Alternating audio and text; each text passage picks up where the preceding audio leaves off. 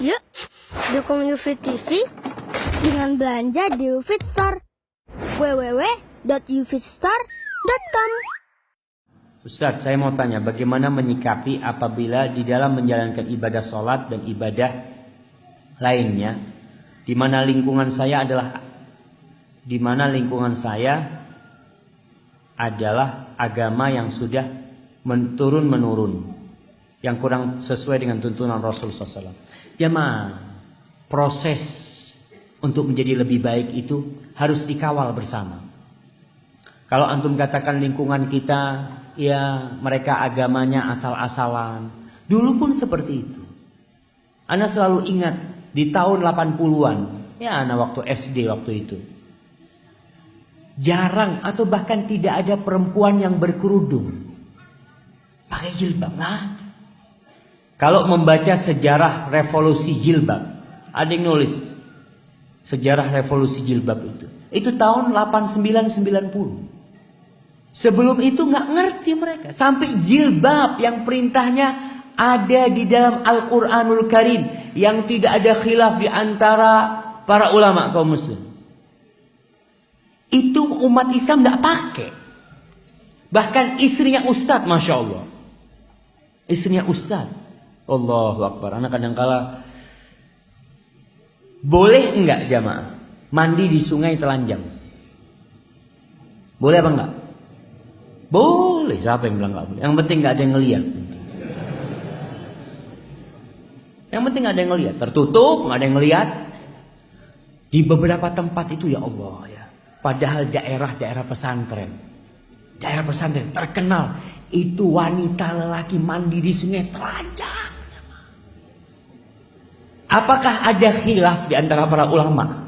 Enggak ada jemaah. Tapi sudah karena turun-temurun kami. Sampai ada teman Masya Allah, dia karena semangat, dia melihat perempuan-perempuan laki mandi telanjang di sungai, dia datang ke pemimpin pesantren di situ. Dia tanya, Ustadz, kata dia, dalam agama itu boleh enggak kayak gini ini? Ya haram itu ya, kata dia. Haram itu, kata dia. Terus kok nggak ditegur? Aduh ya apa, sudah kebiasaan. Sudah tradisi. Akhirnya kita membiarkan tradisi walaupun bertentangan dengan syariat. Kita pelan-pelan, insya Allah masyarakat kita semakin baik. Media sekarang ini semakin membuat mereka lebih pintar. Kita pun dulu sama seperti mereka. Anda pun dulu nggak ngerti ya. Orang tua nggak ngerti, pelan-pelan, Masya Allah. Ketika anak awal pakai jenggot, Masya Allah, disidang sama orang tua, disidang dia, anak sampai sakit hati itu, anak ingat ketika itu. Dan anak dosa, marah sama orang tua itu. Anak sering disidang gara-gara pakai jenggot. Jadi dia sholat ke masjid. Akhirnya anak sampai berontak ya. Kenapa sih kok anak terus yang dipojokkan? Fulan, anak punya sepupu, minum ini itu gak pernah disidang. Anak sampai berontak seperti itu.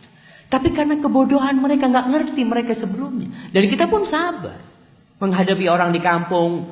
Kadang-kala kelihatan pakai jenggot, awas-awas kambingnya datang nih, kambingnya datang. Nah, kita ingat waktu jadi di pesantren itu ada seorang ustadz, satu ustadz yang pakai jenggot pada waktu itu. Dia pernah training berapa bulan lalu balik.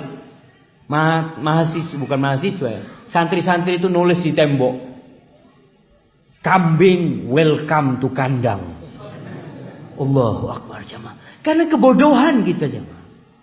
Kita pun menghina seperti karena kebodohan. Jadi antum harus sabar di masyarakat, pelan-pelan ya. Jangan sok menghadapi masyarakat.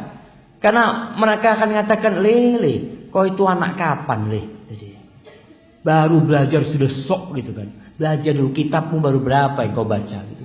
Ya kita sabar menghadapi seperti itu.